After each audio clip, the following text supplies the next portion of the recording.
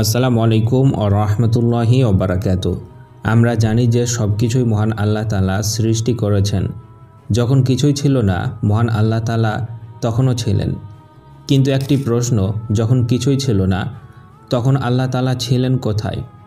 বিজ্ঞান বলে যে সময় এবং স্থান সবসময় ছিল, পদার্থ পরে সৃষ্টি হয়েছে। তো আল্লাহ যেখানে ছিলেন সেখানে স্থান কি ছিল না, সময় কি ছিল না? থাকার একটা স্থান লাগে, তাই না?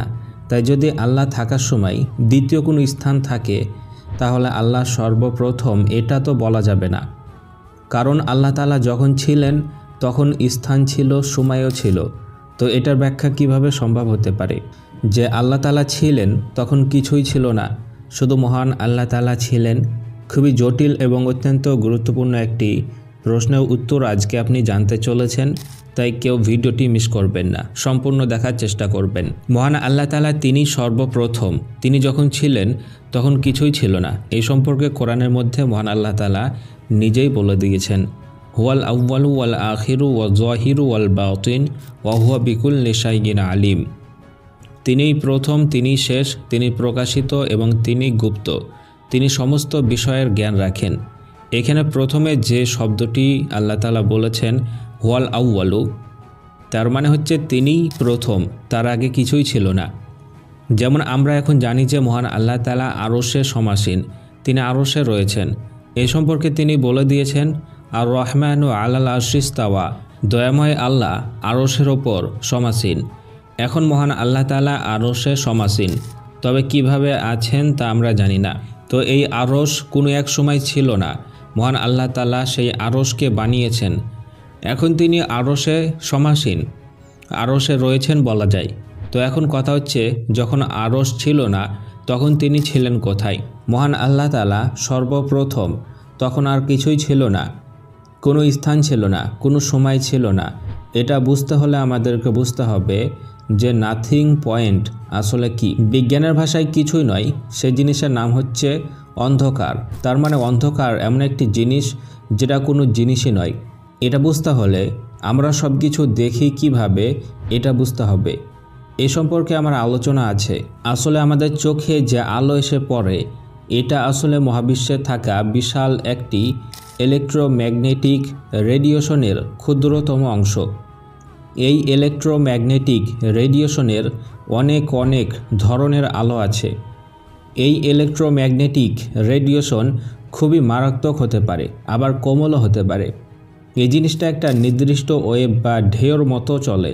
সেই ঢেউয়ের কিছু নির্দিষ্ট প্যাটার্ন থাকে, সেইগুলো যখন কোনো কিছুর ওপরে এসে পড়ে বা আলো কোনো বস্তুর ওপরে এসে পড়ে, আবার ফিরে এসে মানে প্রতিফলিত হয়ে আমাদের চোখের লেন্স, রেটিনা, স্নায়ুকোষ কয়েকটি রাস্তা পার করে আমাদের মস্তিষ্কে পৌঁছানোর পরে আমরা সেই বস্তুটির উপস্থিতি উপলব্ধি করি। আর এই উপলব্ধি করা মানেই কোনো কিছুকে দেখা। কাজেই কিছু দেখতে গেলে চোখ বাদে যে দুটি আবশ্যক জিনিস প্রয়োজন তা হচ্ছে বস্তু এবং আলো। তার মানে আমরা কোনো কিছু তখনই দেখতে পাবো যখন তাতে আলো প্রতিফলিত হয়ে আমাদের চোখে আসবে। আলো নেই মানে আমরা কিছুই দেখতে পাবো না। তবে আমরা আলোকে কখনোই দেখতে পাই না। অদ্ভুত দুটি জিনিস, একটি হচ্ছে অন্ধকার। অন্ধকার বলে কোনো কিছুই হয় না, যেখানে আলো থাকে না সেটাই হচ্ছে অন্ধকার।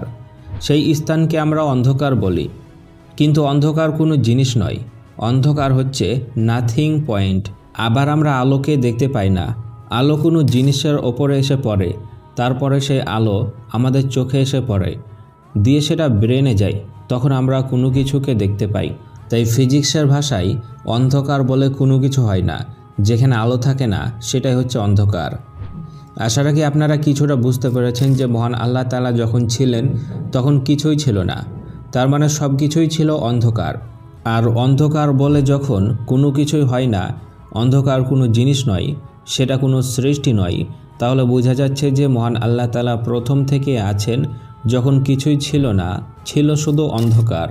আর অন্ধকার কোনো কিছুই না, তাই যখন অন্ধকার কিছুই না তাই তাকে বাদ দেন। আর অন্ধকার বাদ দিলে শুধু থাকবে একমাত্র মহান আল্লাহ তাআলা। এবার এই কথা সম্পর্কে কোরআন কি বলে দেখুন। মহান আল্লাহ তাআলা জানিয়ে দিয়েছেন, সমস্ত প্রশংসা মহান আল্লাহ তাআলার, যিনি আসমান ও জমিন সৃষ্টি করেছেন এবং অন্ধকারের জন্য বানিয়েছেন আলোকে। তারপরও অবিশ্বাসীরা তাদের প্রভুর সাথে সমকক্ষ দাঁড় করায়। এখানে বর্ণিত হয়েছে ওয়াজআলা যুলুমাতি ওয়ান নূর। কোরআনের বিভিন্ন অনুবাদে দেখতে পাবেন তিনি অন্ধকার ও আলো সৃষ্টি করেছেন, কিন্তু তার মানে হবে তিনি অন্ধকারকে দূর করার জন্য নির্দিষ্ট কিছু আলো সৃষ্টি করেছেন। এখানে ওয়াজআলা যুলুমাতি মুজাফ এবং মুজাফিলাই আছে। এখানে ওয়ান নূর, এখানে মারিফা মানে নির্দিষ্ট আলো। নির্দিষ্ট আলো মানে আলো অনেক রকম হয়ে থাকে, তবে অন্ধকারকে দূর করার জন্য কিছু আলো কাজ করে। অনেক আলো থাকা সত্ত্বেও আমরা তা দেখতে পাই না। তাছাড়া অন্ধকার বলে যে কোনো কিছুই হয় না, যা কিছু হয় সবই আলো, এটা বলতে গিয়ে আল্লাহ তাআলা বলেছেন কুল হাল ইয়াস্তাবিল আ'মা ওয়াল বাসির আম হাল তাস্তাবিজ যুলুমাত ওয়ান নূর। বলুন, অন্ধ ও চক্ষুমান কি সমান হতে পারে, নাকি অন্ধকার ও আলো সমান হতে পারে? মানে এই আয়াতে বলা হয়েছে যেমন একজন অন্ধ সে চক্ষুমানের সমান হতে পারে না। তার মানে যারা অন্ধ, যাদের দৃষ্টি শক্তি নেই, এই যে নেই কথাটা বুঝে আসছে। অপরদিকে যারা চক্ষুমান তারা অন্ধদের সমান নয়, কারণ চক্ষুমানদের দৃষ্টি শক্তি আছে, অন্ধদের কিছুই নেই। এখানে আছে ও নেই বুঝে আসে। তারপরে দেখতে পাবেন আমহাল তাস্তাবি যুলুমাত ওয়ান নূর, অন্ধকার ও আলো কি সমান হতে পারে? তার মানে হচ্ছে সমান হতে পারে না। আলো মানে তা আছে, অন্ধকার মানে তা নেই, তাই অন্ধকার বলে কিছুই হয় না। এরকমই আয়াত আরও আছে ওয়ামা ইয়াস্তাবিল আ'মা ওয়াল বাসির, সমান নয় অন্ধ ও চক্ষুমান। ওয়ালা যুলুমাত ওয়ালা নূর, আর অন্ধকার ও আলো সমান নয়। ওয়ালা দিল্লু ওয়ালাল হারুর, আর ছায়া ও রোদ সমান নয়। তার মানে যেখানে ছায়া থাকবে সেখানে রোদ থাকবে না, যেখানে রোদ থাকবে সেখানে ছায়া থাকবে না। একটা থাকা আর একটা না থাকা বুঝে আসে। আল্লাহ তাআলা আরও বলেছেন ওয়ামা ইয়াস্তাবিল আহিয়া ও আলাল আমওয়াত, এবং সমান নয় জীবিত ও মৃত্যু। তার মানে যে মারা যায় সে তো জীবিতর মতো নয়। দুটি জিনিস পরস্পর বিপরীত, তাই এ থেকে বুঝে আসে আলো আছে, অন্ধকার বলে কিছুই নেই। এছাড়াও মহান আল্লাহ তাআলা বলে দিয়েছেন বলো, আমাকে বলো, আল্লাহ যদি রাতকে তোমাদের জন্য কিয়ামতের দিন পর্যন্ত স্থায়ী করে দিতেন, তাহলে আল্লাহ ছাড়া কোনো উপাস্য আছে কি যে তোমাদেরকে আলো এনে দিতে পারবে? তবুও কি তোমরা শুনবে না? তার মানে তিনি যদি মহাবিশ্বে আলো না ঘটাতেন তাহলে কখনোই মহাবিশ্ব সৃষ্টি হতো না।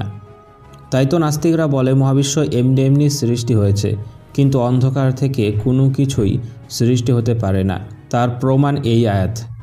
এরপরে আল্লাহ কীভাবে অন্ধকারকে দূর করে আলো করেছেন সে সম্পর্কে তিনি বলে দিয়েছেন আল্লাহু নূরুস সামাওয়াতি ওয়াল আরদ, আল্লাহ হলেন আসমান ও জমিনের নূর। মাসালু নূরিহি কামিশকাতিন ফিহা মিসবাহ, তার নূরের উপমা এরকম যেন একটি দীপাধার যাতে একটি প্রদীপ আছে। আল মিসবাহু ফি জুজাজা, প্রদীপটি একটি কাচের পাত্রের মধ্যে, কাচটি যেন একটি উজ্জ্বল তারকা। প্রদীপটি একটি বরকতময় জাইতুন গাছের তেল দ্বারা জ্বালানো হয়, যা পূর্বেও নয় পশ্চিমেও নয়। প্রদীপটিতে আগুনের স্পর্শ ছাড়াই ওই গাছের তেল উজ্জ্বল আলো ছড়িয়ে দেয়।